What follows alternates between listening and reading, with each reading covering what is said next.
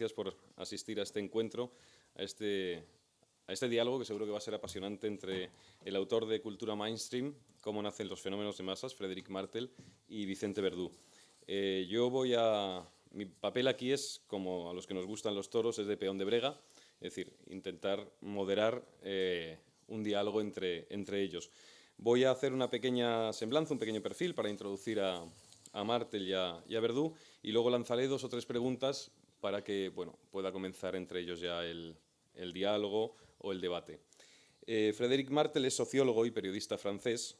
Nació en 1967. Es uno de los observadores más incisivos sobre el fenómeno de la cultura como herramienta de globalización y su poder económico. Su poder económico aleccionador, sus posibilidades y sus conflictos. En Cultura Mainstream, este libro que hoy se presenta, editado por Taurus,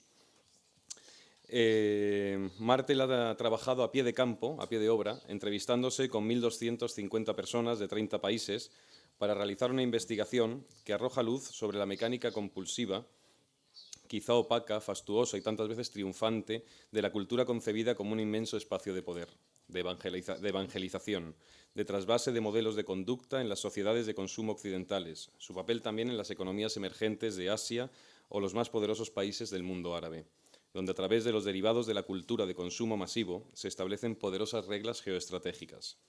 Y todo esto también propicia conflictos.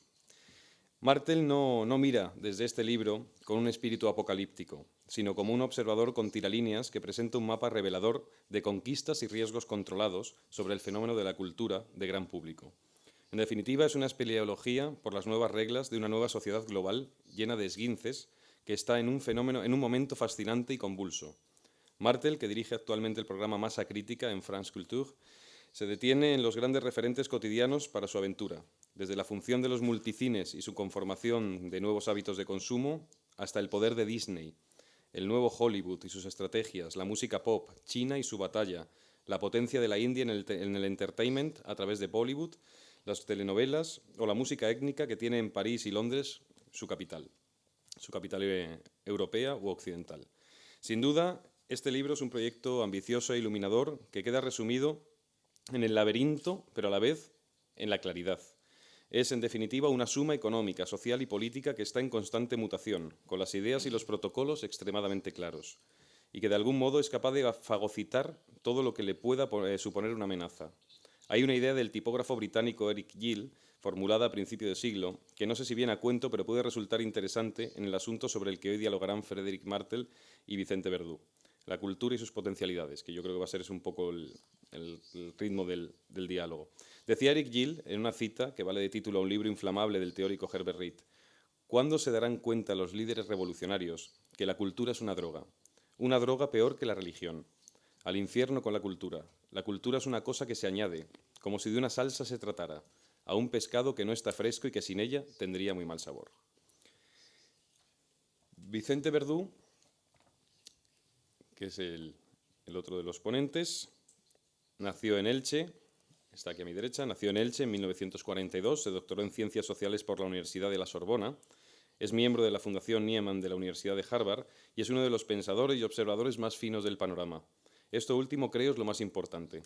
Hay una generación, la mía, que en Verdú ha aprendido a mirar de otro modo, no como el ejercicio de echar los ojos adelante o hacia atrás, sino como esa gimnasia necesaria de saber afinar las córneas en dirección a las cosas desde su vuelta de tuerca. Nunca por su costado obvio, sino por su lado inédito. Ahí donde la realidad explica mejor sus razones, sus negociaciones. Vicente Verdú escribe en El País semanalmente un artículo que suele ser una invitación a asomarse al mundo y sus cuestiones por la trampilla menos previsible. Uno nunca sale ileso de la lectura, esté de acuerdo o no. De algún modo, como en aquel verso del poeta Álvaro García, viene a decirnos: abandona la actualidad, que se hace sola, y ven al presente, que te necesita. Entre sus libros podríamos destacar El planeta americano, premio Anagrama de ensayo en 1996, El estilo del mundo, la vida en el capitalismo de ficción, en 2003, El capitalismo funeral, en 2009. También destaca como entrevistador de fondo en la serie que publica en El País semanal. No sé si sigue en marcha la serie o no, Vicente. Bueno. Ahí va. Muy bien. Pues en El País semanal, bajo el título El sentido de la vida, donde ha compartido charla con Wolf Soyinka, Humberto Eco, Phil Collins, entre otros. Las galaxias de la cultura y sus afluentes han cubierto buena parte de los motivos de reflexión de Vicente Verdú. Recuerdo ahora algunos textos suyos en prensa del año pasado, donde hablaba claro y largo de las convenciones e imposturas del arte contemporáneo. A mí me entusiasmaron esos textos. U otros, como los recientes, sobre el denominado movimiento 15M, que aún se mantiene en la Puerta del Sol. Ahí quizá no estaba tan de acuerdo con Verdú, pero eran de una clarividencia asombrosa. Si los lees no puedes pasar de largo. Verdú no escribe para convencidos, y eso determina la intensidad y la valentía de un escritor, más o menos porque te ayuda a despejar las dudas que entre lo importante y lo trivial hay que despejar. Así que bueno, vamos a hablar con ambos dos de cultura de masas, y yo creo que la primera pregunta que se impone ante el título del libro, Cultura Mainstream, es ¿qué debemos entender por cultura de masas?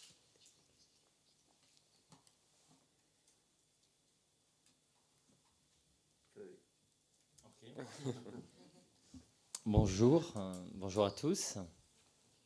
Je vais parler en français. Et comme je parle en français, je commence par parler de culture mainstream. D'ailleurs, une petite recommandation, ne racontez pas ce qui se passe ici aux Québécois, au Canada, parce qu'ils sont très mécontents que j'ai intitulé mon livre mainstream avec un mot en anglais.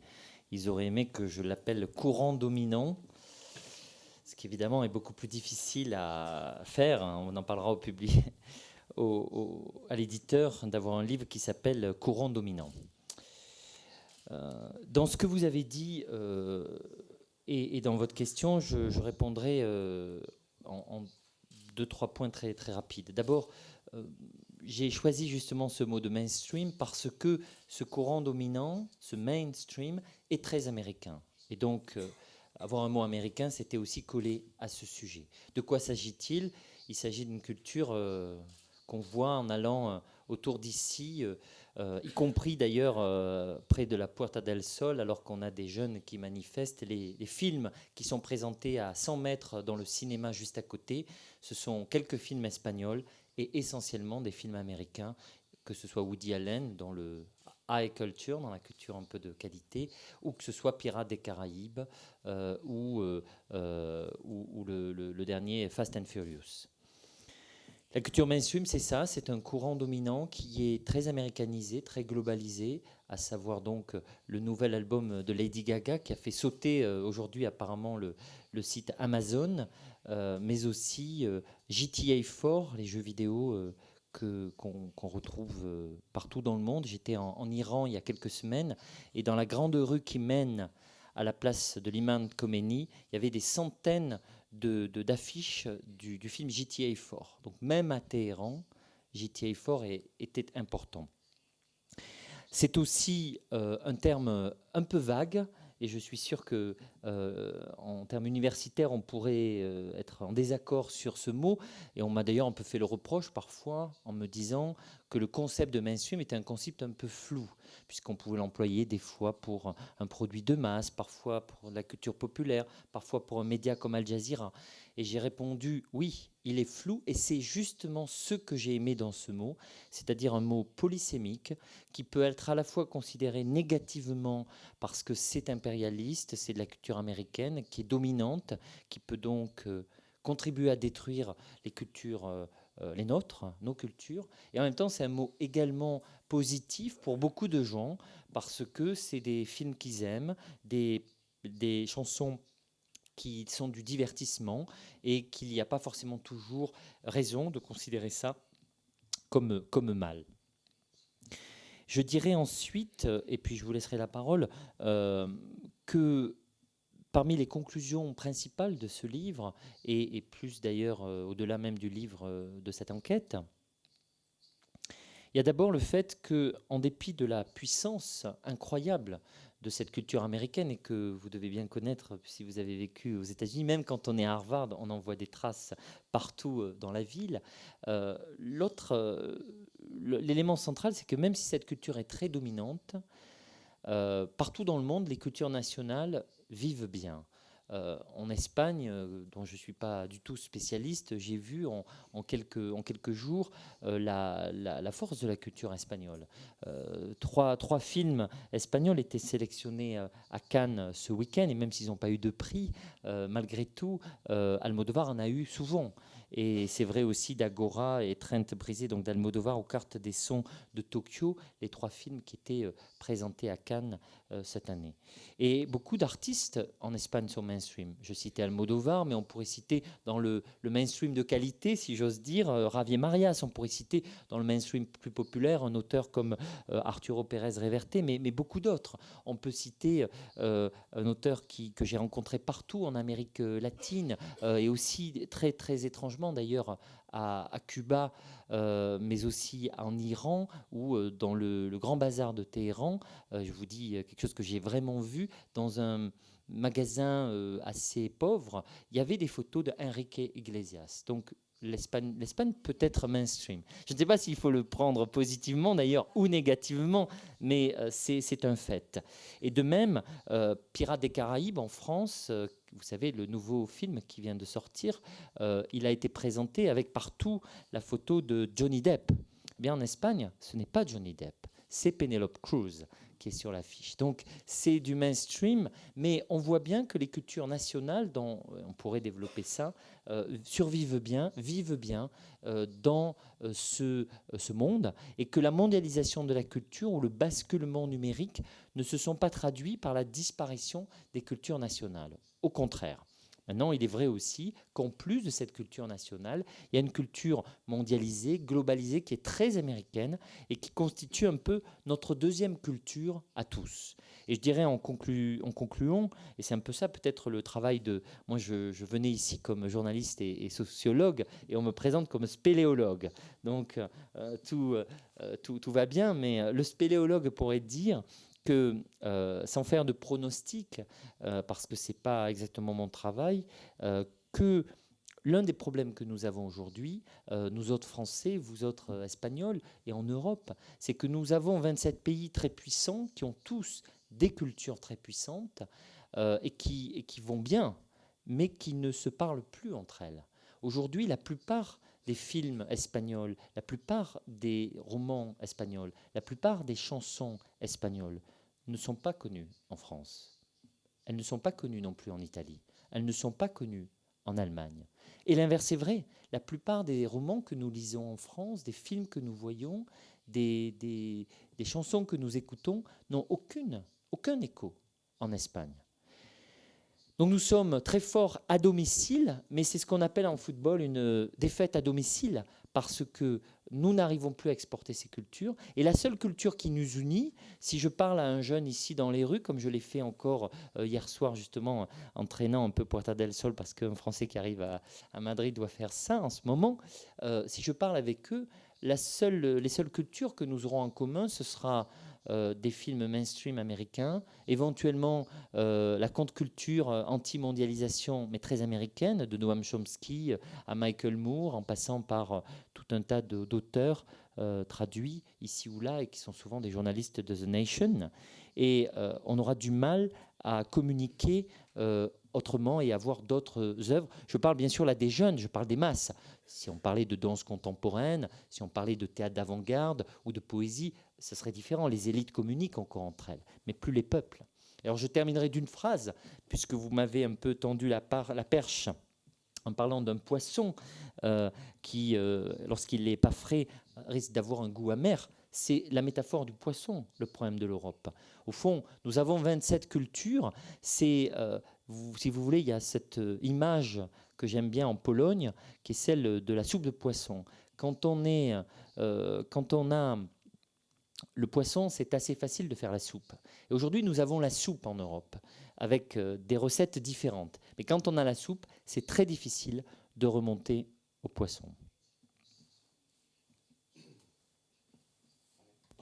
Bueno, gracias a la asistencia de todos y muchas gracias al presentador que ha sido tan generoso. Ortega decía siempre que cuando se estaba en una conferencia había que agradecerlo mucho porque tenían la oportunidad todos los asistentes de estar en sitios mucho mejores, más divertidos y de mayor provecho. Bueno, pues ese agradecimiento de la asistencia es un agradecimiento. Merci, oui. Merci, il faut le dire, merci à l'animateur. Bueno, el problema de la cultura es un problema más que nada europeo, porque porque en Estados Unidos las cosas son muy diferentes, ¿no? No quiere decirse que por ejemplo, esas culturas más refinadas, elitistas, más intensas en pensamiento, no existan en absoluto en Estados Unidos, existen en los departamentos universitarios, en esos grupos de élite que están en torno a las universidades, y no son de todas las universidades, pero de las universidades más prestigiosas, porque Estados Unidos tiene, como se sabe, universidades de mucha importancia, no solo privadas, sino públicas. Como aquí se dice, me parece, el 70 y tantos % de las universidades norteamericanas son públicas y no privadas, ¿no? Caras, que se compensan con las becas, pero en todo caso muchas públicas, ¿no? Bueno, y en torno a esas universidades hay seminarios, hay departamentos donde las corrientes que aquí en Europa, como la de construcción, el estructuralismo, todas estas cosas que han aparecido en Europa, el lacanianismo, etcétera, que han aparecido aquí en Europa como sofisticaciones culturales, también han sido tratadas en Estados Unidos y por gentes que han estudiado muy a fondo estas cuestiones y las han desarrollado, ¿no? Pero fuera de esos núcleos que corresponden más que nada a los sectores universitarios, en Estados Unidos el mainstream es toda la cultura, ¿no? Así como Francia se plantea esos problemas tan graves y sagrados sobre la culture, ¿no? Y es tan importante para Francia la culture, ¿no? Que es una seña de identidad republicana incluso, ¿no? Con la baguette, con el pan y con las escuelas normales, digamos, ¿no? Tres o cuatro pilares que definen lo que es el republicanismo en Francia, ¿no? Y la cultura es una cosa de esas. De hecho, por ejemplo, la excepción cultural que aplica Francia a las películas norteamericanas es en defensa de unos valores que no solamente son valores culturales de identidad, sino son valores culturales trascendentes, ¿no? Como si el país efectivamente estuviera cultivando una proyección hacia el más allá de sus potencias, que no quiere que sean amenazadas por las culturas más bárbaras como se ha tenido siempre presente en Europa, que Estados Unidos era un país de gentes más ignorantes, más pragmáticas, etcétera, más gentes de buscar éxitos comerciales que buscar profundidades de pensamiento, ¿no? De hecho, Woody Allen, que es una persona muy, muy europeizada, ¿no? Y como se sabe tiene más éxito en Europa que en Estados Unidos, escribió un libro muy gracioso, ¿no? Que se llama Cómo acabar de una vez por todas con la cultura, ¿no? Porque en Estados Unidos eso es una rémora, es un moscón en su vida que muchas veces es ininteligible. Susan Sontag se encontró una vez en Los Ángeles con Wim Wenders y le dijo, bueno, de broma, ¿no? Le dijo de broma, pero ¿qué hace usted, un hombre como usted, un alemán, en un país tan salvaje y bárbaro como este? Y dijo Wim Wenders, pero usted no sabe el alivio que supone estar en un país donde no haya cultura, ¿no? Porque esa sensación de tener que servir a la cultura, hacer las cosas con una perceptiva, etcétera, todo esto que impuso mucho la Revolución Francesa, toda la Ilustración, claro está, todo lo que se deriva de la Ilustración, ha hecho tener en Europa una conceptuación, una consideración de la cultura, como digo, muy, muy exclusiva y con una valoración quizá exagerada respecto, y por supuesto incomparable con la que hay en Estados Unidos, ¿no? Los autores de éxito en Europa han sido hasta hace muy poco sospechosos de ser malos escritores o malos cineastas y tal, y en Estados Unidos, por el contrario, las personas que han tenido éxito con el cine o con la literatura, con cualquier actividad artística, pues han sido aplaudidos, ¿no? Como bien se sabe, pues el calvinismo frente al catolicismo valora el éxito económico, ¿no? Esa es una de las razones que más Weber daba para explicar el desarrollo del capitalismo en los países protestantes. Y es que, así como en el catolicismo, todo triunfador en este mundo tiene que llevar cuidado porque los ricos no pasan por el ojo de la aguja, ¿no? Tienen que llevar cuidado de no estar ya jugándose el cielo, ¿no?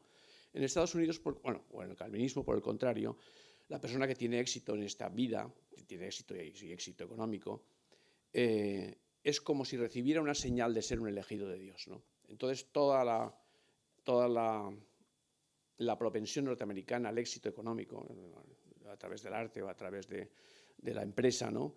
Es una propensión incluso religiosa, porque tener éxito en este mundo quiere decir, o sea, propiciar a tener éxito en este mundo quiere decir identificarse como un elegido de Dios y, por lo tanto, estar empezando a recibir recompensas que se prolongarán en el más allá, contrariamente al catolicismo, que considera esto un valle de lágrimas y los pobres tienen más posibilidades de ser después recompensados, etcétera, etcétera, ¿no?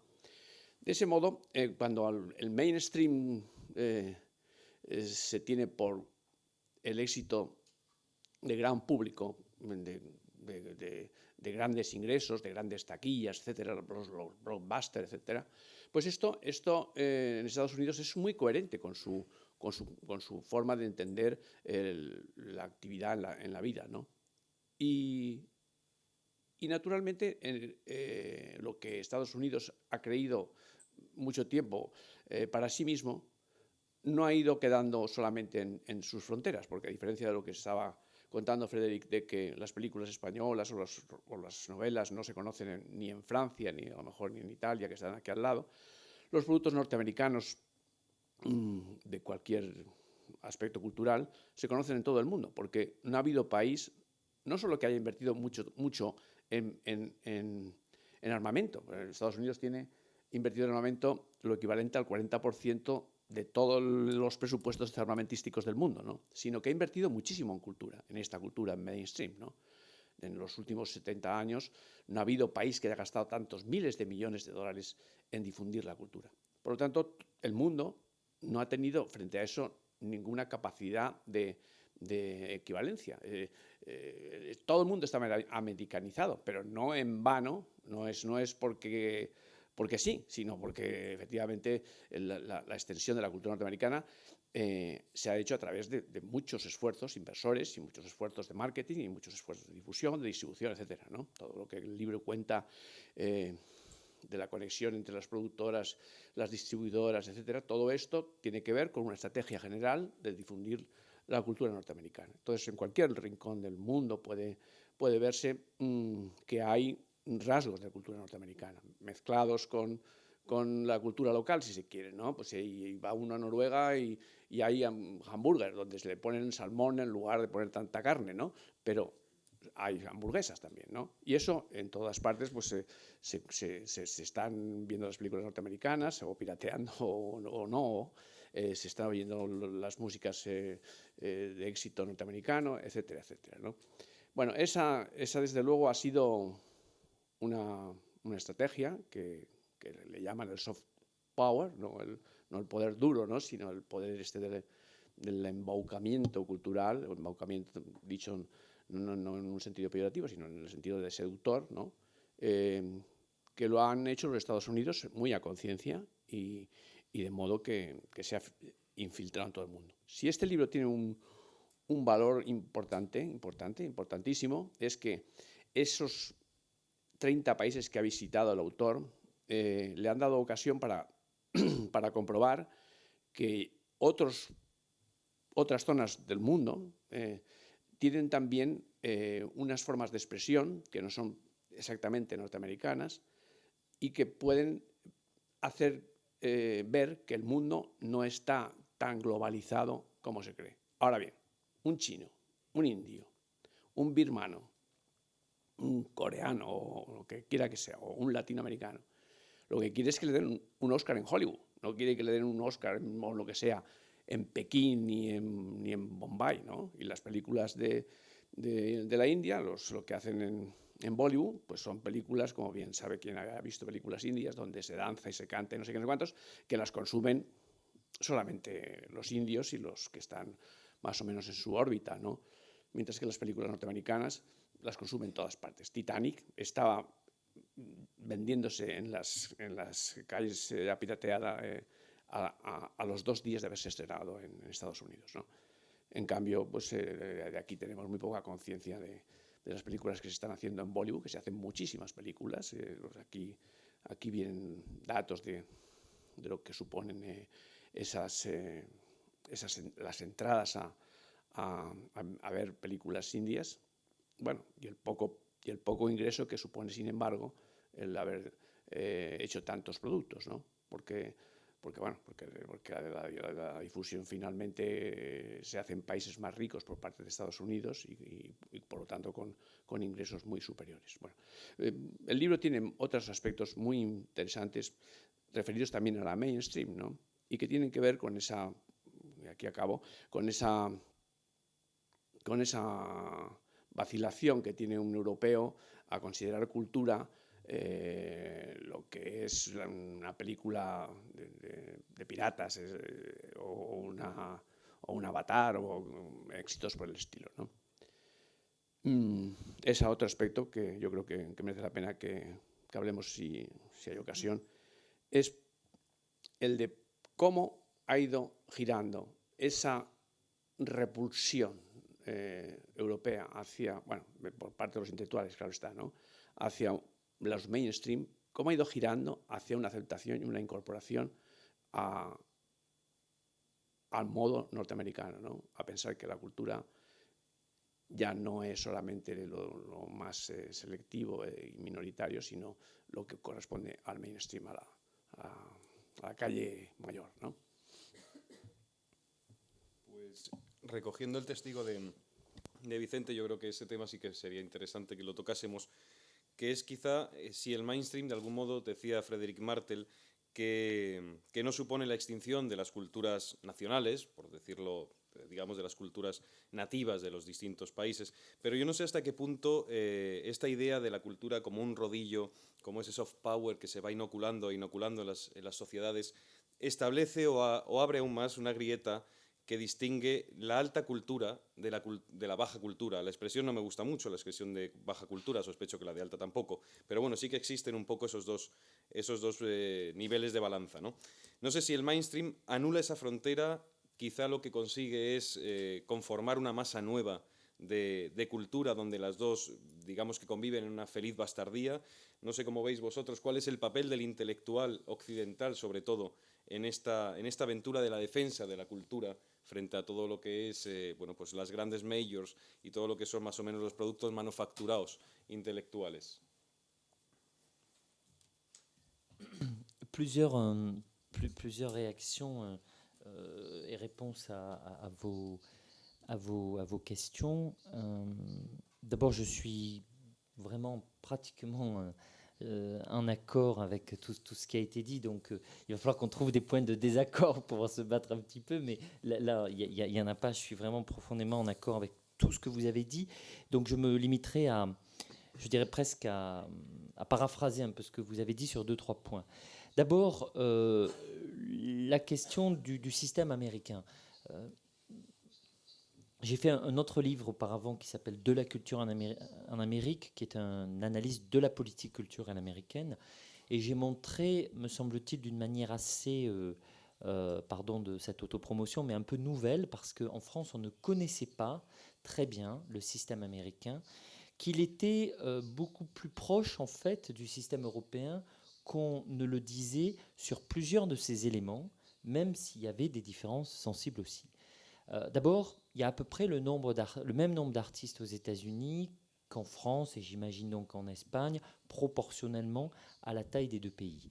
Par exemple, 400 000 en France, 2 millions aux États-Unis, il y a 5 fois plus d'habitants aux États-Unis, donc 5 fois 80, c'est le même chiffre de personnes qui sont des artistes vivant du métier d'artiste.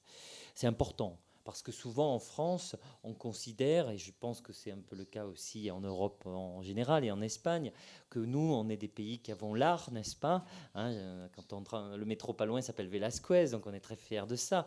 On n'a pas des rues qui s'appellent avenue A, B, C, avenue 1, 2, 3, où on leur donne des noms. Donc on pense que nous sommes l'art, vous voyez, que les États-Unis, c'est le divertissement. On pense qu'on a un ministère de la culture et qu'eux, ils ont le marché. Cette opposition, c'est un préjugé et c'est profondément faux.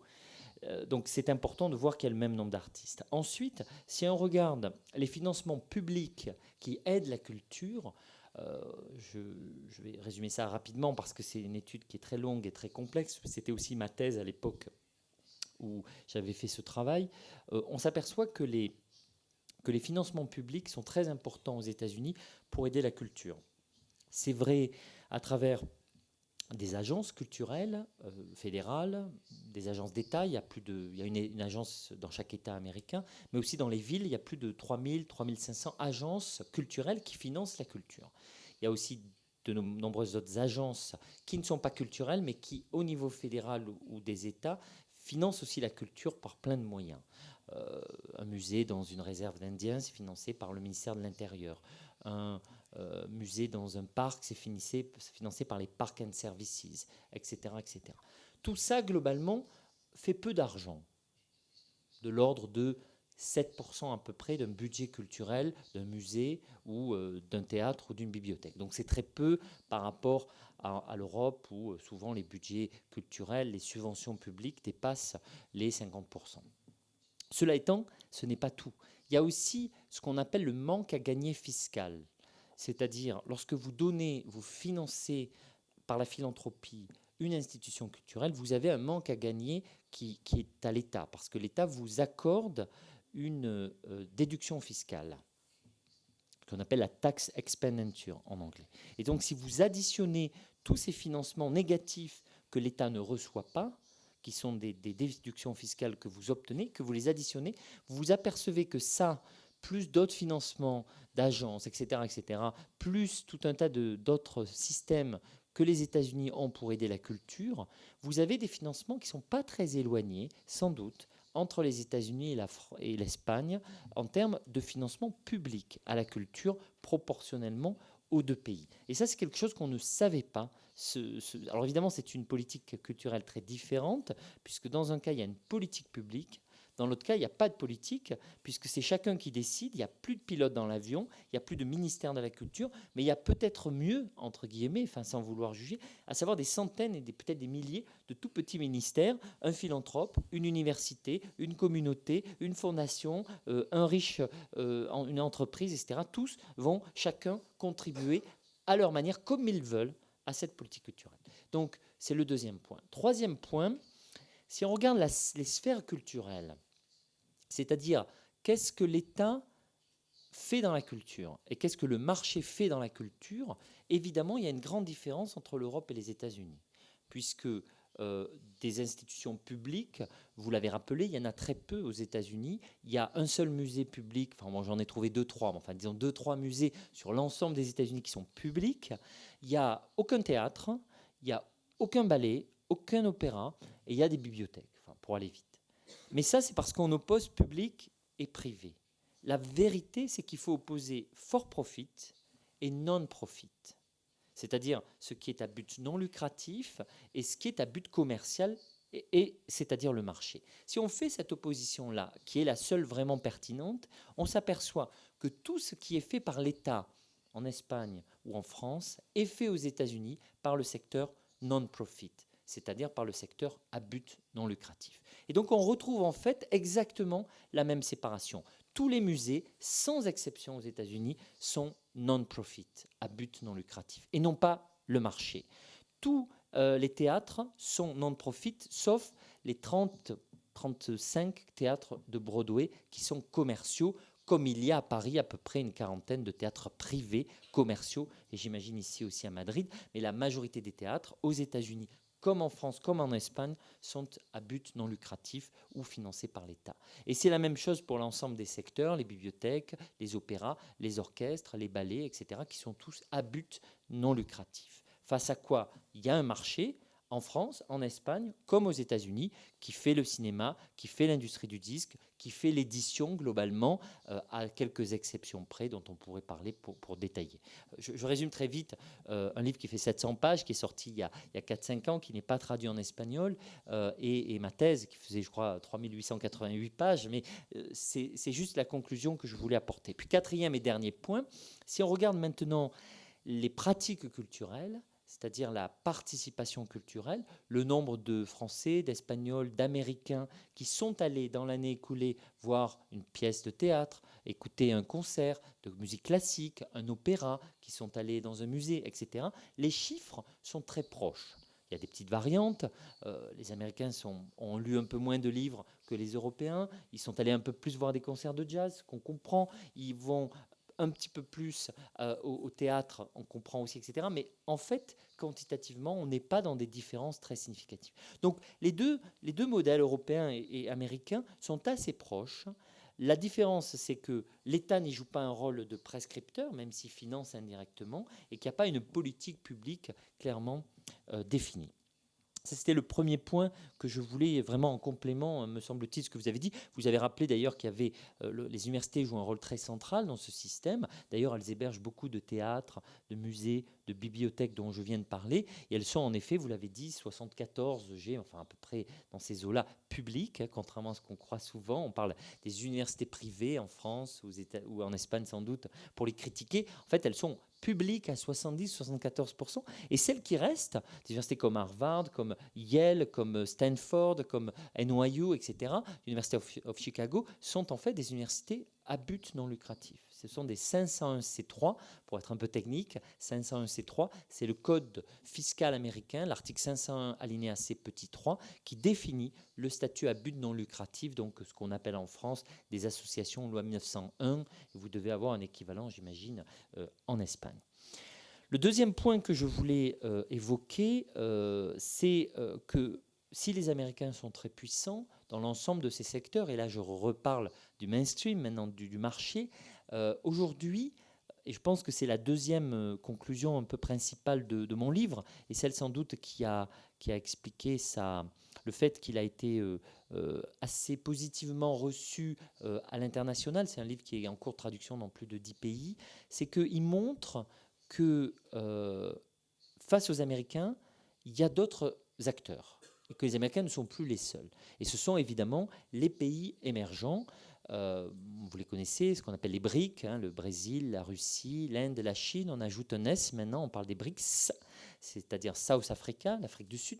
Mais les pays émergents, c'est aussi l'Indonésie, c'est aussi la Turquie, c'est évidemment le Mexique, et c'est très probablement assez prochainement des pays comme le Nigeria, l'Algérie, compte tenu de son argent et de sa démographie, l'Iran même, compte tenu de sa démographie et de son argent, etc. etc. Donc c'est tout un tas de groupes de pays qui veulent exister, et c'est, je dirais, un peu le point principal du livre. Je ne suis pas évidemment le premier à parler de pays émergents, ça a été fait par beaucoup de monde avant moi. Par contre, on avait sous-estimé, je pense, le fait que ces pays émergents émergeaient aussi avec leur culture et leurs médias, c'est-à-dire de grands groupes internationaux en Chine, en Inde, etc. Vous avez cité l'Inde, on pourrait y revenir. On pourrait parler d'Al Jazeera, on peut parler d'NBC, on peut parler en Amérique latine de Televisa, de Teleglobo, de Telefe, de Univision et Telemundo sur le sol américain qui sont à destination des Latinos. Bref, de batailles qu'on peut appeler une guerre ou qu'on peut appeler une concurrence économique, selon notre esprit un peu batailleur ou pas, et qui joue un rôle très central dans l'ensemble de ces questions. Puis je terminerai, si j'ai encore une toute petite minute, par le dernier point que vous avez évoqué, avec lequel je suis également très très d'accord. C'est cette question de répulsion-acceptation du modèle américain. Les Français, comme les Espagnols, mais les Français sont très connus, n'est-ce pas, pour être très très anti-américains. On l'a montré au moment de la guerre en Irak. Sauf qu'il y a plus de McDonald's proportionnellement en France qu'il n'y en a aux États-Unis. Vous savez, il y a plus aujourd'hui aux États-Unis de restaurants mexicains, de Tex-Mex et de restaurants chinois que de McDonald's. Nous sommes le premier utilisateur au monde proportionnellement de Google. Donc, vous voyez, l'anti-américanisme des Français doit être beaucoup relativisé. Et j'étais hier soir, je reviens à ça, Puerta del Sol, comme je vous le disais tout à l'heure, et j'étais évidemment très copain avec tous ces jeunes qui sont sympathiques. En plus, ils ne sont pas très méchants, objectivement. Ils étaient là, comme ça, rigolos. J'ai adoré l'alimentation 1, l'alimentation 2, l'alimentation 3. J'ai été reçu par le groupe communication 1, puis on m'a envoyé au groupe communication 2 parce que j'étais journaliste, puis je suis allé au groupe audiovisuel, et puis ils m'ont expliqué comment ils allaient reconstruire la société, bâtir un monde meilleur, très anti-mondialisation, très anti-globalisation. Et puis alors, ils avaient tous leur BlackBerry, ils avaient tous des iMac et surtout des MacBook Pro, et ils étaient tous en chaussures Nike. Donc je trouve qu'on peut être dans l'anti-globalisation, mais être très très globalisé. Un momento antes de que, Vicente, no te vas a escapar sin contestar la pregunta del papel del intelectual frente a esta invasión, que te la has pasado de largo. Cuando quieras, Vicente. Bueno, ya que dices esto, hombre, el intelectual es una creación francesa de los finales del siglo XIX, con todo el affaire de Dreyfus y con todo lo que después ha significado el intelectual en todos los órdenes de la creación artística, ¿no?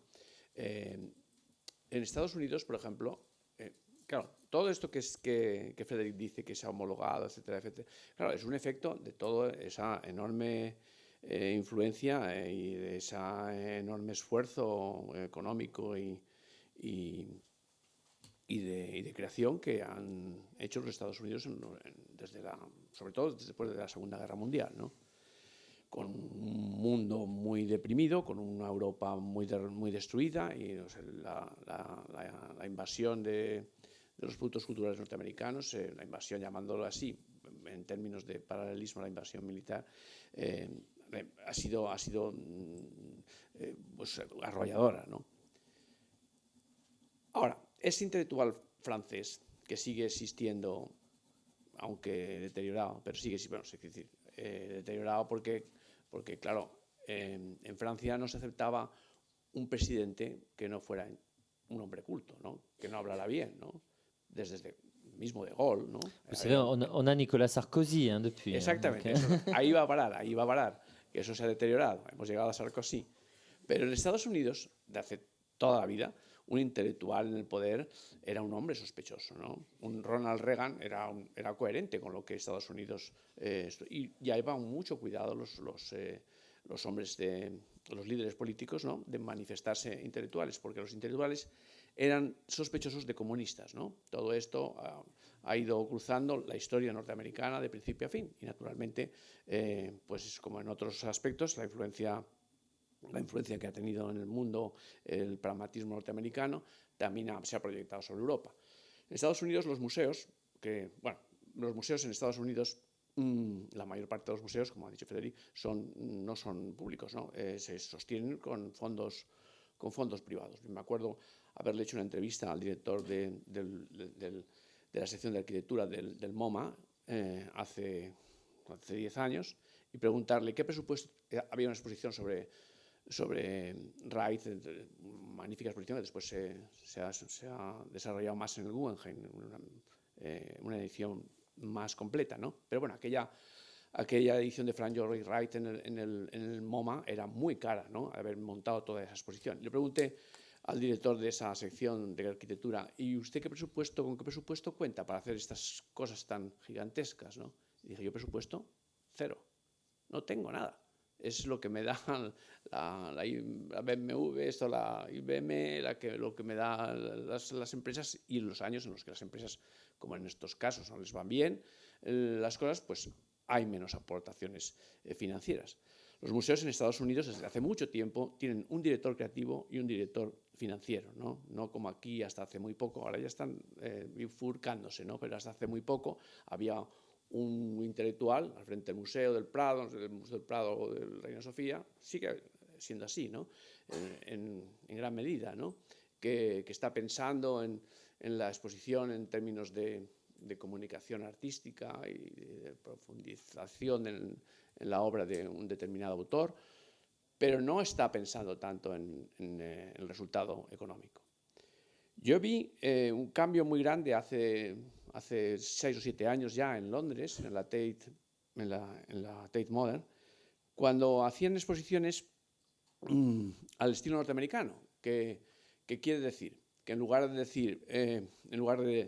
de referirse a una época, hacían exposiciones temáticas, ¿no? Como ahora se hacen aquí también ya, ¿no? Exposiciones temáticas que decían, por ejemplo, el cuarto de baño. Entonces había cuadros sobre el cuarto de baño y fotos de gente de 27 años sobre un cuarto de baño, ¿no?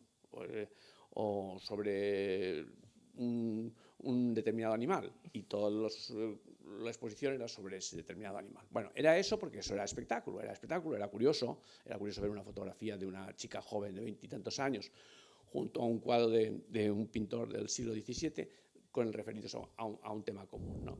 Porque no era tanto, digamos, los aprendizajes de ese contraste como la diversión de esa contraposición, ¿no?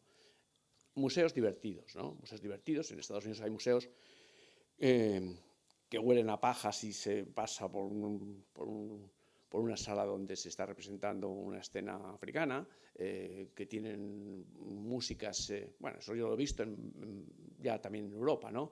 Músicas de el amante del pintor, siendo el pintor homosexual, ¿no? Mientras tú veías los cuadros, estaba escuchando la música de su amante en los auriculares. En fin, había estrategias, digamos, de atracción del público en busca de ingresos, porque los museos no contaban con ingresos suficientes por sí mismos. La misma idea de que las exposiciones viajen también tiene que ver con eso. Las exposiciones viajan de un museo a otro museo porque en eso obtienen unos beneficios que necesitan para subvencionar. Si tú vas a un museo y hay vacíos en la sala, ¿no? Porque han sido prestados los cuadros a otro museo que estaba pagando por ese alquiler, ¿no? Bueno, en Estados Unidos yo estuve, el año que estuve en Harvard, había un museo, siento no acordarme de cómo se llama, y no tener ganas de hacer el esfuerzo, pero junto al Yard de Harvard había un museo, bien conocido, que alquilaba cuadros, pero no los alquilaba ya a otros museos, ¿no? Los alquilaba a los particulares, porque daban cenas, y entonces pues, el particular ponía allí cuadros de Wiesel, fantásticos, ¿no? Y asombraba, eso deslumbraba a los invitados. Bueno, esto lo hacen en Estados Unidos, porque en Estados Unidos eso del dinero es... Bueno, el dinero es muy importante, pero en Estados Unidos es el dólar, eso ese emblema del dólar y tal, que se lo relaciona con Dios, es verdaderamente un asunto presente en la vida cotidiana, ¿no? El dinero es muy importante, y por lo que he dicho antes también, porque tiene esa connotación religiosa que está también escrito en el billete, pero que tiene una connotación religiosa, tener dinero, ser un afortunado, y un afortunado también a los ojos de Dios, ¿no? Bueno, en cambio aquí ha habido, y todavía existe, ¿no? un cierto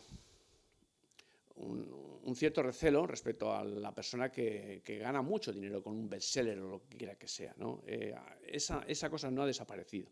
Es cierto que se ha atenuado y no es tanto así, pero sigue siendo una diferenciación con Estados Unidos, ¿no?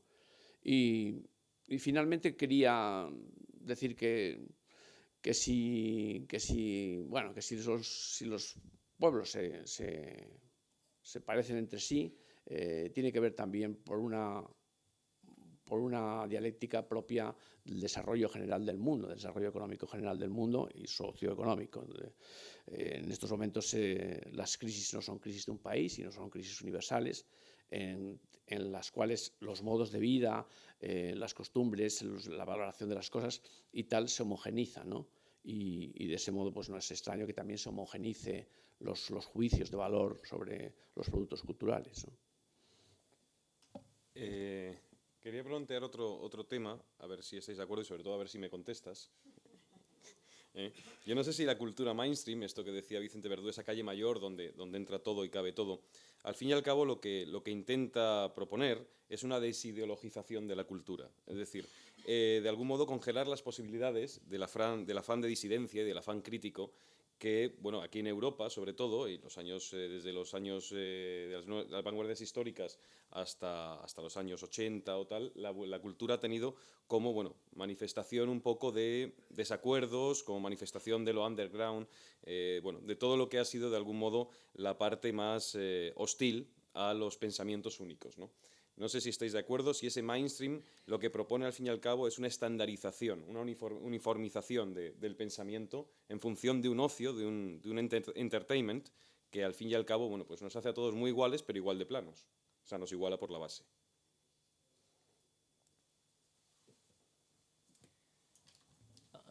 J'espère bien comprendre la question. Une manière d'y répondre, c'est de dire que il y a quand même, je dirais, un mystère pour moi, et c'est c'était ça ma démarche comme Français, c'est-à-dire comme Européen, profondément attaché à la culture européenne. Et si j'ai vécu, je suis parti vivre aux États-Unis. J'étais d'ailleurs diplomate culturel français, donc j'étais aux États-Unis pour promouvoir ou essayer de promouvoir la culture française. J'y suis allé pour comprendre comment se faisait-il que les Américains étaient très puissants comme ça à travers le monde, y compris en France, mais aussi que s'était-il passé pour que la France, et le même raisonnement est possible avec l'Espagne, que s'était-il passé pour comprendre la disparition de la culture française ou de la culture espagnole à travers le monde. Et d'abord, je suis revenu finalement plus optimiste pour l'Espagne que pour la France, parce que quand on est aux États-Unis, il y a quand même le phénomène hispanique qui est incroyable dans sa puissance. Vous allez au Texas, vous allez au Nouveau-Mexique, mais aussi en Floride, mais aussi en Californie, bien sûr, mais même à New York ou à Boston, la langue espagnole est extrêmement présente et puissante. Ce qui ne veut pas dire pour autant qu'ils connaissent la culture espagnole, mais en tout cas, la langue est puissante, essentiellement d'ailleurs à cause du Mexique, puisque vous savez que plus de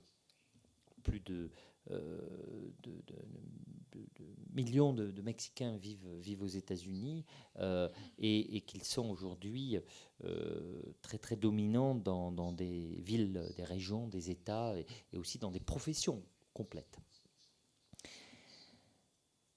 Cela étant, il y a une chose qui m'a paru décisive dans cette tentative de comprendre cette force américaine et cette faiblesse européenne. C'est que le mainstream, justement, se nourrit constamment d'autre chose que le mainstream. Et que si on pense, comme moi-même, en bon étudiant qui avait été formé, comme vous sans doute, par Adorno, Horkheimer, Benjamin, qui avait lu donc l'école de Francfort, qui avait lu aussi les grands auteurs de la Partisan Review, de New Yorker des années 50, qui avait aimé Hannah Arendt, comme beaucoup d'Européens. Je pensais, si vous voulez, que l'industrie culturelle, les industries culturelles, c'était le marché, c'était donc quelque chose qu'il fallait critiquer parce que ça produisait des produits celui qui détenait les moyens de production pour aller vite était capable d'avoir une incidence sur les produits qui allaient sortir de ces usines, et tout ça serait impérialiste et dominant et monolithique, etc., tout ce que vous avez dit.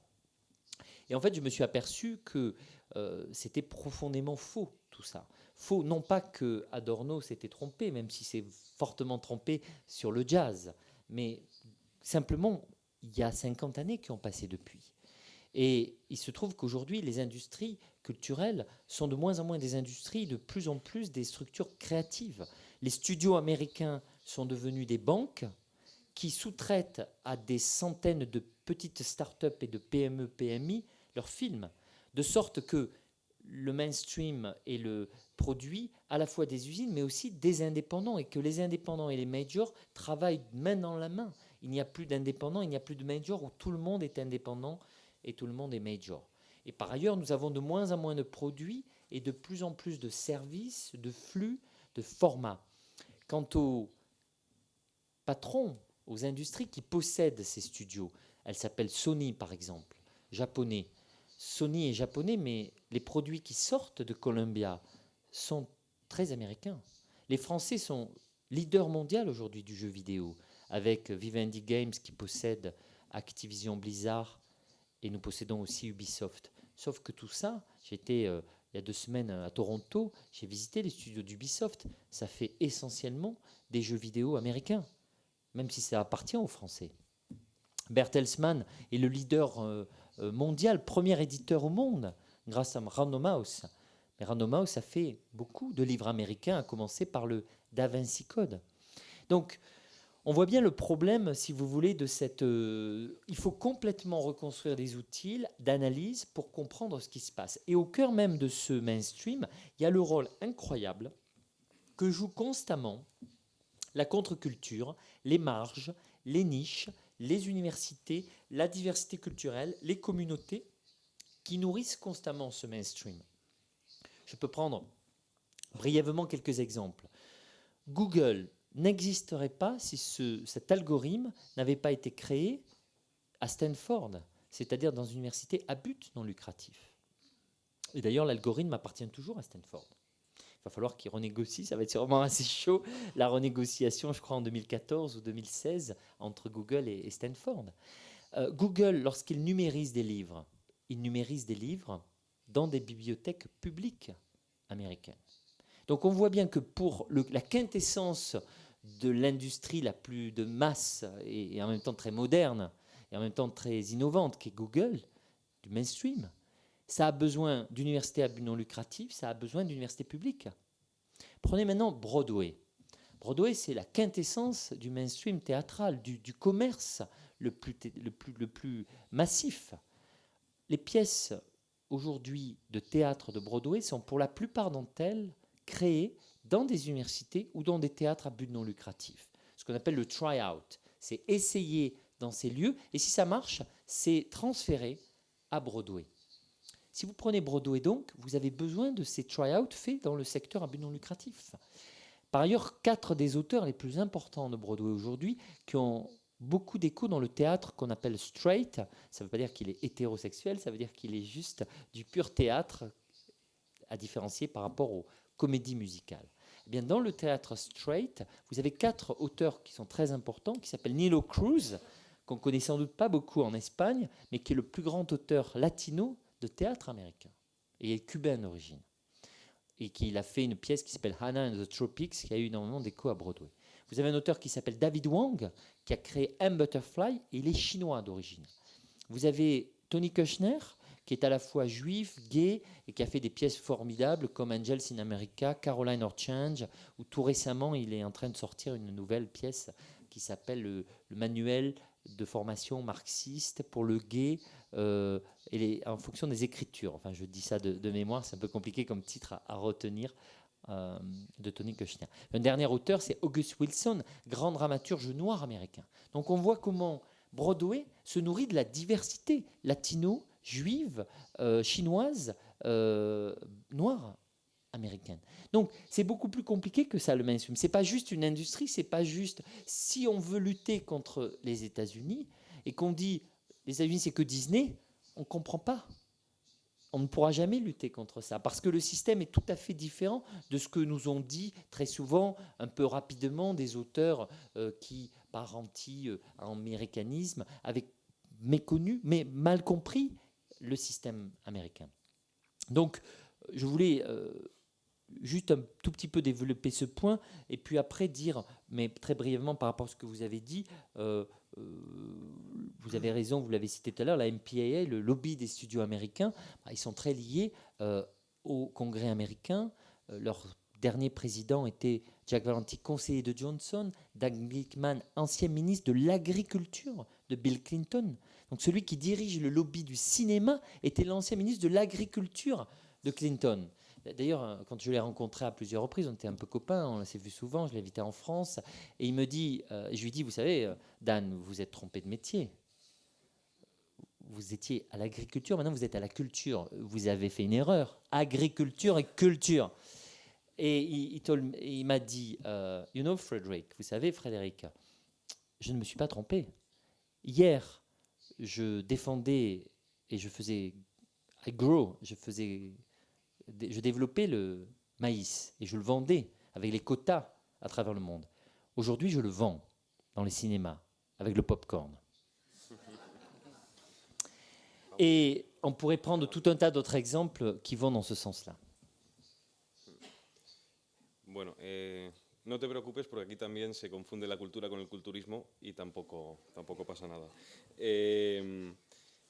No sé si quieres que te repita la pregunta, como ya veo que vais a timón libre, porque vamos, la próxima vez no me lo libro.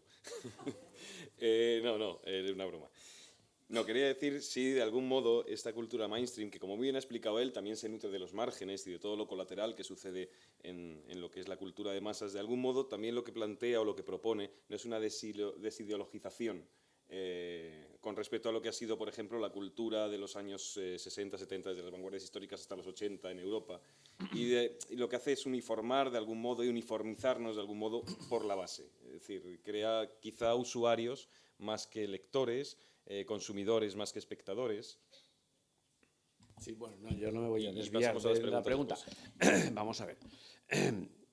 Para tener una ideología, digamos, con consistencia y con permanencia, es necesario tener un proyecto, ¿no? Un proyecto a desarrollar, ¿no? Esa ideología lo que hace es interpretar una realidad para transformarla hasta alcanzar la meta. Bueno, eso es marxismo puro, ¿no? Esas ideologías que fueron todas complementarias de las utopías se forjaron en el siglo XIX, bien a través del socialismo utópico científico, una cosa era eso, otra cosa era el liberalismo del mercado de Adam Smith, un liberalismo que muchas veces se interpreta de una forma muy peyorativa, cuando Adam Smith era un presbítero, un hombre lleno de moralidad, y si se lee en su teoría de los sentimientos morales, por ejemplo, se ve cuántas consideraciones morales respecto al prójimo, respecto a los demás, respecto a la sociedad, se hacen ahí en defensa del liberalismo, ¿no? Esa era otra utopía, el liberalismo, el funcionamiento de un mercado, de la mano invisible del mercado que ordenaba las cosas para el bienestar, para el mejor fin de la humanidad.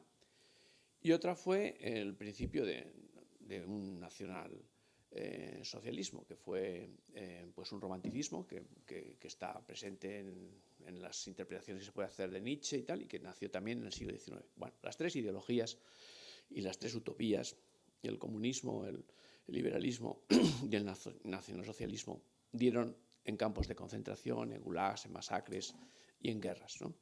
Todo esto hizo que la ideología empezara a considerarse un asunto peligroso, ¿no? De hecho, estaba dentro de la ideología muchas veces los planteamientos extremos que conducían a esas matanzas, a esos resultados inhumanos, ¿no? La Segunda Guerra Mundial trajo una ideología en la que ponía en cuestión la condición humana, ¿no? Cómo los seres humanos han sido tan despiadados como para mandarse entre ellos al nivel de 60 millones de muertos, ¿no? Todo esto que representó el existencialismo en los años siguientes, bueno, muchos críticos en literatura y demás decían que no, que ya deberíamos renunciar a la palabra porque nos habíamos quedado privados de ellas después de haber asistido a esas crueldades tan despiadadas, ¿no? Bueno, todo eso que continuó la Segunda Guerra Mundial y que continuaron las artes también, ¿no? Por ejemplo, todos los movimientos de la Bauhaus, que habían quedado dormidos durante los años 30, claro, con la Gran Depresión, volvieron a renacer, ¿no? Y volvieron a aparecer esos edificios al estilo de la Bauhaus, de Mies van der Rohe, de Le Corbusier, etc. Volvió el arte abstracto, el expresionismo abstracto norteamericano. Volvieron esos pensamientos críticos que habían quedado un poco paralizados con la Gran Depresión, que no dejaba pensar después de haber asistido a las calamidades que se habían asistido con el retumbo de la Segunda Guerra. Volvieron a ir renaciendo y duraron durante un tiempo que en Europa derivaron en lo que fue la socialdemocracia. Paralelamente, en Estados Unidos, con un triunfo que lo colocó sin discusión ninguna en la primera potencia del mundo, se afianzó el individualismo, ¿no? Fueron los años 50 unos años muy optimistas en Estados Unidos, fueron esos años que representan los coches de colores, de varios colores, cromados, con aspectos aeroespaciales, todo el optimismo norteamericano de esos años felices, de los 50 y los 60, con una clase media en un gran desarrollo, años de gran esplendor norteamericano, que después se contagiaron a Europa a través de la reconstrucción de los países que habían quedado más arrasados, con Alemania en primer lugar, también Italia, Francia, etc., ¿no? Pero estos países, a diferencia de Estados Unidos, no recobraron el pulso, sino con la intervención del Estado. Mientras que en Estados Unidos lo que se afianzó fue ese emprendedor individual, ese hombre de empresa que se había ido recuperando después de la Gran Depresión y gracias desde luego a toda la industria armamentística que produjo la Segunda Guerra Mundial, que desarrolló sobre todo Estados Unidos y lo salvó de la crisis, ¿no? Bueno, en Europa la socialdemocracia tenía dos componentes. Uno, ideológicos, no me voy por las ramas, ideológicos. Un componente era el de que esas clases que habían quedado muy empobrecidas durante la guerra, había que recuperarlas, ¿no? Fueron, digamos, y recuperarlas a través del Estado, a través de proyectos de protección social, del État-providence francés, por ejemplo, ¿no? Las primeras vacaciones pagadas las hizo el Frente Popular francés en los años 30, ¿no? Y acciones de este tipo estatales. Esa socialdemocracia no era solamente un acto bondadoso de un Estado en un nivel de perfección superior al norteamericano, ¿no? Primero, en Europa no había ese miedo al Estado que se tenía en Estados Unidos, que se construyó desde el individualismo, ¿no? Bueno, había mucho que decir en esto porque verdaderamente Filadelfia, donde hemos vivido la familia 2 años, Filadelfia es el amor entre los hermanos, ¿no? Filadelfia fue dividida en parcelas iguales y repartida a gentes para que desarrollaran sus facultades en igualdad de condiciones, ¿no? Pero individualmente, ¿no? En Europa había esa ideología, que daba de la ideología lo que fue la socialdemocracia. ¿Qué era la socialdemocracia? Pues era ese Estado que iba a recuperar a la clase empobrecida, que era muy extensa, ¿no? Y de otra, actuaba no solo por bondad, como he dicho antes, sino porque muy cerca estaba la Unión Soviética, con un triunfo revolucionario reciente, en progresión a través de los planes quinquenales y con sindicatos fuertes, como los había, como el sindicato y partidos fuertes, como el Partido Comunista Italiano, el Partido Comunista Francés, los sindicatos comunistas, etc., para, digamos, contener esa fuerza de imitación que podía producirse en Europa con el modelo de la Unión Soviética y crear nuevas revoluciones, el Estado actuó con el modelo socialdemócrata, que decía, no hace falta que hagan ustedes la revolución, no hace falta que maten ni que tomen el poder ni nada. Vamos a hacer un Estado en el que ustedes reciban protección si están desempleados, pensiones si se han jubilado, seguros gratuitos, sanidad, educación gratuita, etcétera, etcétera, ¿no? La socialdemocracia hizo este papel, ¿no? Esa ideología socialdemócrata es la que ha perdurado hasta recientemente. ¿Recientemente cuándo es? Pues la socialdemocracia estuvo en acción desde el año 45, final de la Segunda Guerra Mundial, hasta el año 75, con la gran crisis energética y con la llegada al poder de Reagan, de Thatcher y tal, la escuela del neoliberal, de los Chicago Boys, etcétera, etcétera, ¿no? Poco a poco el Estado fue desmantelándose, ¿no? Fue desmantelándose al punto de todas estas privatizaciones que hemos estado conociendo en España, en Francia, en Italia, a las que quieren hacer ahora en Grecia, que ya lo van a vender todo aquí, bueno, igual como aquí, que nos quedaremos sin el agua del canal de Isabel II y sin tantas otras cosas públicas, ¿no? Esa socialdemocracia ha ido desmantelándose. ¿Y qué ideología nos queda? Pues es que no nos queda otra ideología, porque aquí lo que pasa es que los que se acampan en Sol dicen no, pero no saben cuál es la alternativa, ¿no? La ideología, como he dicho antes, requiere un proyecto, porque si no, no se sostiene, ¿no? ¿Qué? Usted tiene una ideología de derechas o de izquierdas para crear un Estado de esta o de otra esta naturaleza, pero si los Estados que se crean vienen a ser iguales, ¿para qué la ideología, ¿no? ¿Qué es lo que ocurre con todos los planes que impone la Unión Europea a los países, ¿no? Para atajar la crisis? A todos les impone lo mismo, ¿no? Vengan desde Alemania, desde partidos de derecha, desde partidos de izquierda, todos están en la misma receta de afrontamiento de la crisis, ¿no? Entonces, no es que no haya en la mainstream una ideología, es que no hay una ideología. No hay una ideología porque no sabe nadie a qué a qué atenerse, a qué proyecto a sumarse y abrazar para llegar a una transformación de la sociedad. Sí, otro mundo es posible, pero ¿cuál? ¿Dónde? ¿Cómo? ¿De qué? ¿A través de qué? Todos los movimientos que yo viví en los años del 60, 70 y tal, tenían una organización, tenían unos líderes, tenían unos pasos a cumplir para llegar al poder. Me acuerdo que en el año 72, que visité por primera vez Estados Unidos, en Berkeley, donde había grupos de estudiantes inquietos y tal, decían, no saben ustedes, nos decían a unos cuantos españoles que fuimos de visita por Estados Unidos, no es lo que les envidiamos, porque ustedes tienen una dictadura y saben que ahí hay un muro a derruir, pero nosotros ¿qué hacemos, no?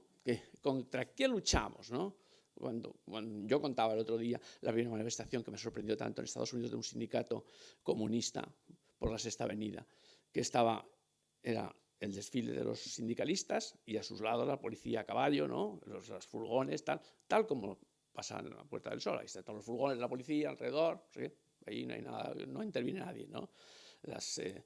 Digamos, las luchas que establecíamos, que entablábamos en los años anteriores con una ideología, era porque esa ideología era peligrosa, esa ideología era contagiosa y esa ideología podía contaminar a masas de gentes que entrarían en una acción revolucionaria que había que atajar.